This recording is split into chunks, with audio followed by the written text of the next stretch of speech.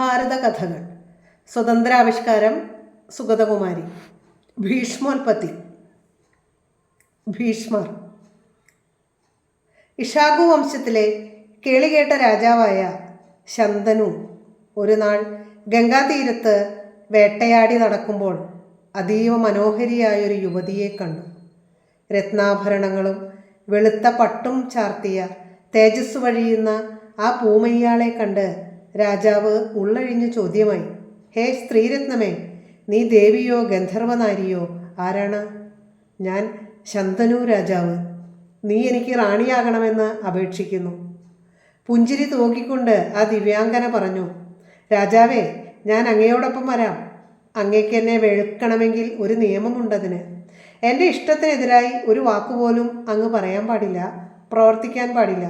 അങ്ങനെ ഉണ്ടായാൽ ആ നിമിഷം ഞാൻ അങ്ങയെ വെടിഞ്ഞു പോകും. അവളുടെ ഹിതത്തിനെതിരായി ഒരു വാക്കും പറയില്ലെന്ന് രാജാവ് ശപഥം ചെയ്തു. നദീതീര വനങ്ങളിൽ നിന്ന് വന്ന ആ അത്ഭുത രൂപിണി അങ്ങനെ രാജമഹിഷിയായി.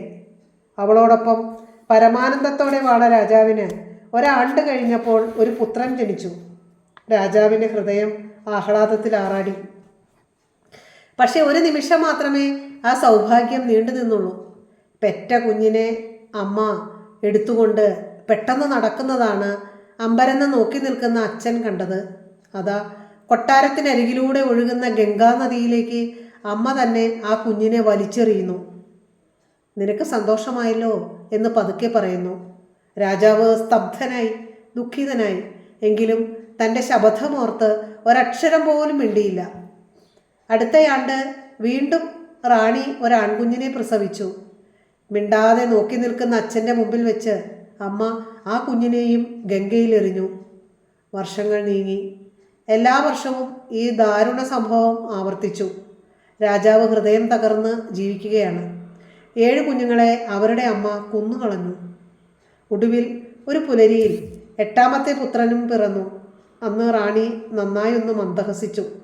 എന്നിട്ട് പതിവ് പോലെ ശിശുവിനെയും കയ്യിലേന്തി എണീറ്റപ്പോൾ അവളെ തടഞ്ഞുകൊണ്ട് ജ്വലിക്കുന്ന കണ്ണുകളോടെ ശന്തനു പറഞ്ഞു, ദുഷ്ടേ, മതിയാക്കൂ ഈ കൊല. ആരാണ് നീ? എന്തിനാണ് നീ മക്കളെയെല്ലാം കൊല്ലുന്നത്? മന്ദഹസിച്ചുകൊണ്ട് ഉജ്ജ്വല തേജസ്സോടെ അവൾ കുഞ്ഞിനെയും പേറി തിരിഞ്ഞു നടന്നു.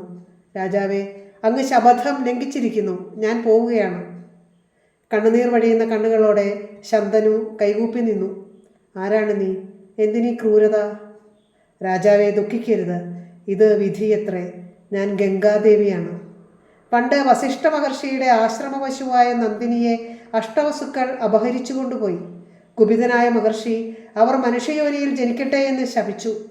ദുഃഖിതരായ വസുക്കൾ എന്നെ അഭയം പ്രാപിച്ച് അവരുടെ അമ്മയാവണമെന്ന് അപേക്ഷിച്ചു. അങ്ങനെയാണ് ഞാൻ മനുഷ്യസ്ത്രീയായി അങ്ങയെ വേട്ടത്.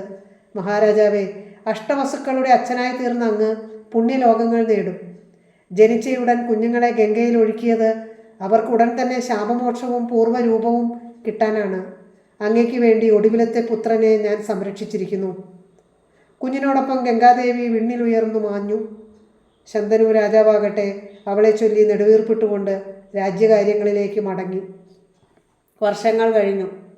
ഒരു ദിവസം രാജാവ് വേട്ടയാടി ഗംഗാതീരത്തുള്ള വനഭൂമിയിൽ ചെന്നെത്തി. അവിടെ ഗംഗയുടെ ഒഴുക്ക് വളരെ കുറവാണ്. അതിൻ്റെ കാരണം തേടി അദ്ദേഹം നദീതീരത്തൂടെ നടന്നു.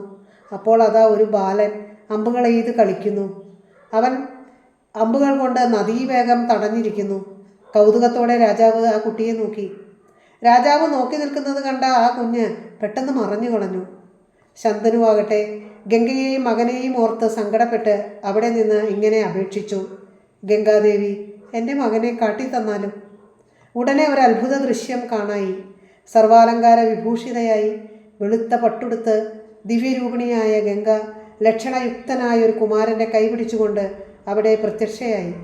മന്ദസ്മിതത്തോടെ ദേവി പറഞ്ഞു, ശന്തനു രാജാവേ, ഇതാ അങ്ങയുടെ 8ാമത്തെ മകൻ. ഞാൻ വളർത്താനേറ്റ മകനെ തിരിച്ചേൽപ്പിക്കുന്നു.